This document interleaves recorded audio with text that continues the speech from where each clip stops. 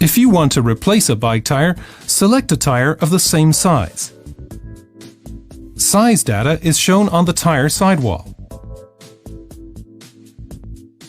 Before mounting or removing a wheel, read the wheel manufacturer's instructions and get to know the release mechanism. Check the state of the rim and the rim strip. The rim strip must completely cover the rim base. When mounting the tire, make sure that nothing gets inside the tire, sand, stones, etc., that could damage the tube.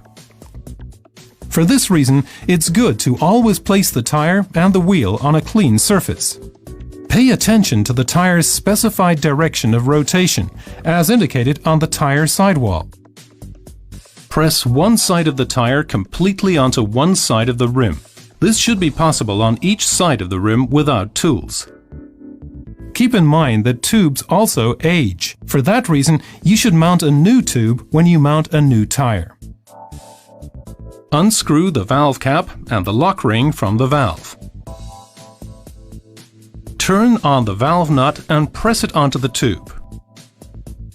Inflate the tube slightly so that it takes a round shape. Close the valve nut.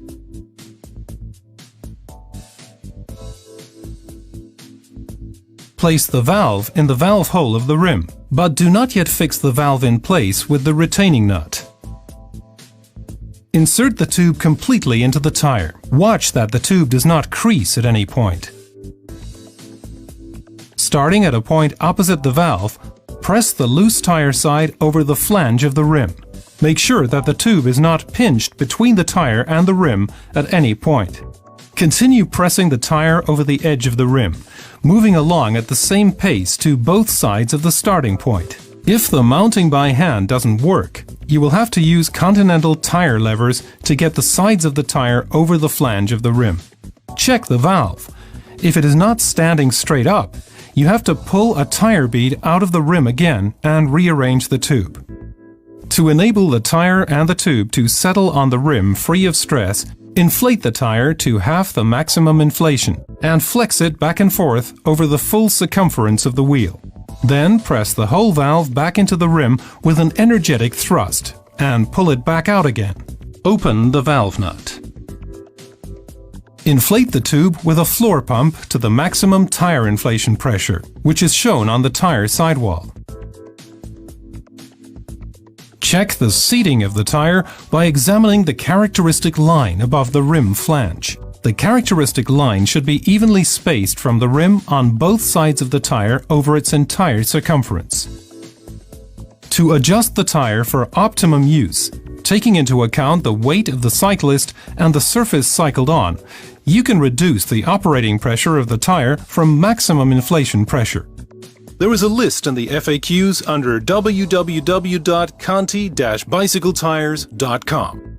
Never inflate your tire beyond the maximum permitted pressure. The tire could pop off the rim or blow out while you're cycling. Insufficient pressure can cause pinching of the tire.